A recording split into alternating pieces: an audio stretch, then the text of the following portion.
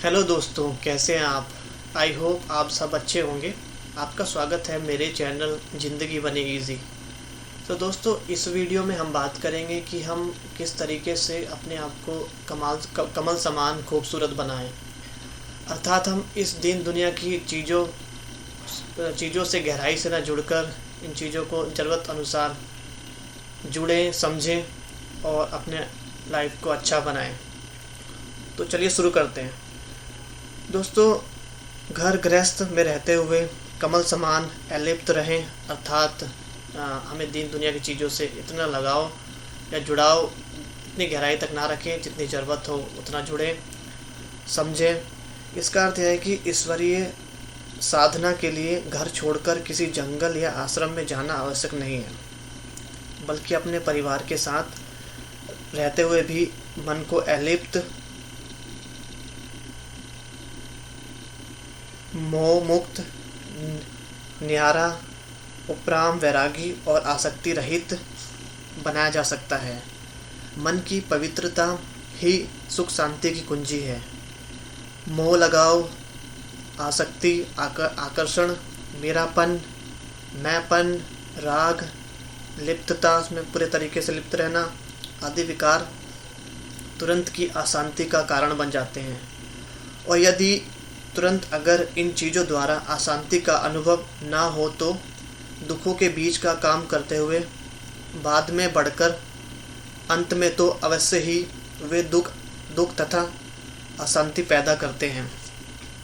कई लोग सोचते हैं कि वस्तु या व्यक्ति आँखों के सामने हो फिर भी मन उसमें ना जाए। यह तो बहुत मुश्किल है, परंतु इस प्रकार की साधना भारत में लंबे समय से प्रचलित है और हम में से हर एक कमोबेश उस अनुभवी भी है। कैसे? अध्यात्म प्रधान इस देश में समय समय पर अनेक व्रत किए जाते हैं। आज हम मुख्य 3 व्रतों की चर्चा करेंगे कि वस्तु या व्यक्ति के सामने होते हुए भी अनासक्त उनसे दूर रहने के उदाहरण हैं। दोस्तों, यह 3 व्रत हैं। पहला है अन्न का व्रत। दोस्तों, हमारे देश में और सभी धर्मों में अलग अलग तरह के व्रत किए जाते हैं, जिसमें हम भोजन, जल छोड़ते हैं और उपवास करते हैं। यह सब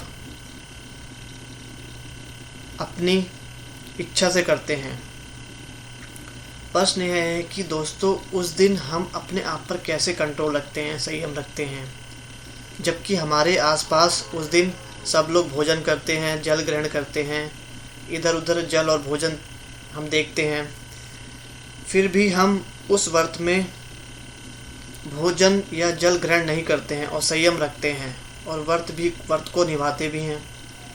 एक बार किए गए व्रत को बार बार ग्रहण करते हैं और निभाते हैं।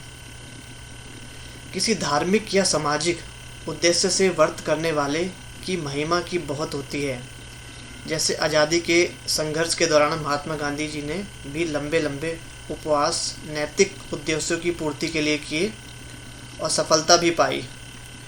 इसके विपरीत, इसके अपोजिट, यदि किसी के पास अन्न ही नहीं है और मजबूरी में भूखा फिर रहा है तो उसे कोई व्रती नहीं कहता। कोई बीमारी के कारण या मानसिक विकार के कारण खाना ना खाए तो भी वह व्रती नहीं कहलाता है। व्रती वह होता है जो किसी बीमारी के कारण नहीं, बल्कि पूरे स्वस्थ होते हुए भी घर में सब प्रकार के खाद्य पदार्थ प्रचुर मात्रा में होते हुए भी मन से उपराम, अनासक्त, वैरागी होकर इनका त्याग करता है। यही तो है चीज़ के सामने होते हुए भी उससे न्यारा या उससे दूर रहने की साधना, जिसकी चर्चा हमने शुरू में आरंभ की है।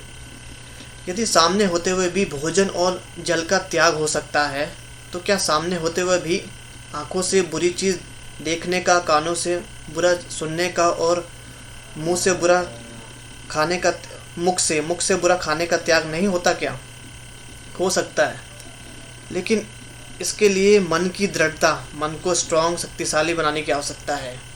इंद्रियों को उनमें उलझने ना देना है। इसी को भगवान ने कहा है, कमल पुष्प समान न्यारा जीवन जीना। दोस्तों, दूसरा है मौन व्रत।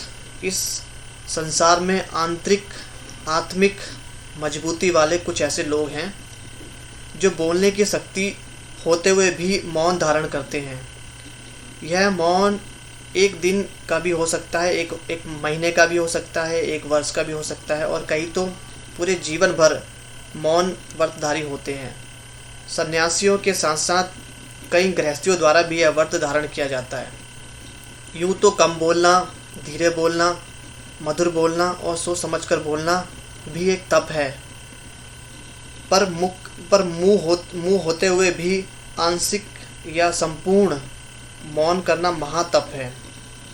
मौन के बाद यदि कोई व्यक्ति बोलने में आता है तो उसे सुनने के लिए अनेक लोग उत्सुक हो उठते हैं। क्या ऐसे मौनवर्ती और संयमी को देखकर कभी यह संकल्प आता है या चर्चा होती है कि यदि सभी मौनी बन जाएं तो इस संसार का कारोबार कैसा चलेगा? नहीं ना। जो ऐसे हैं वे वास्तव में करोड़ों में कोई हैं। ये लोग मुख होते हुए भी बोलने की आसक्ति को जीत कर दिखाते हैं, तो अन्य इंद्रियों के विषय को भी तो इसी प्रकार जीता जा सकता है। यही है कमल समान अलिप्त जीवन। पढ़ने अनुसार लिखना अच्छा है, लेकिन लिखने के अनुसार करना उससे भी अच्छा है। तो दोस्तों, इसमें कहने का मतलब यह है कि हमें अपने शब्दों को सोच समझकर बोलना चाहिए, कम बोलना चाहिए और सही बोलना चाहिए, और अच्छे से बोलना चाहिए। दोस्तों, तीसरा है ब्रह्मचर्य व्रत। दोस्तों, गृहस्थी लोग समय समय पर इस व्रत का पालन करते हैं। गंगा स्नान करते हैं, तीर्थ यात्रा करते हैं, भागवत कथा, नवरात्रि, जागरण और अन्य भी बहुत से विशेष दिनों में इस व्रत की पालना की जाती है। किसी प्रतिज्ञा के तहत या किसी गुरु द्वारा दिए गए निर्देशानुसार गृहस्थी लोग महीने और वर्ष तक इस व्रत का पालन करते हैं। सवाल यह है कि जिन पवित्र दिनों में इस व्रत की पालना की जाती है, क्या उस दिन पति या पत्नी दोनों में से कोई एक घर छोड़कर भागता है क्या? क्या उस दिन कोई कहता है कि पति या पत्नी के साथ सामने रहते कैसे इस व्रत का पालना हो? दोस्तों, हमें अपने आप पर ज़्यादा से ज़्यादा संयम या कंट्रोल रखना चाहिए और इन चीज़ों के बारे में नहीं सोचना चाहिए। तभी हम इस मार्ग में धीरे धीरे आगे बढ़ पाएंगे। सो दोस्तों, इस वीडियो में इतना ही। आपको वीडियो कैसा लगा कमेंट कीजिए और लाइक, शेयर और सब्सक्राइब करना ना भूलें। चलिए मिलते हैं अगले वीडियो।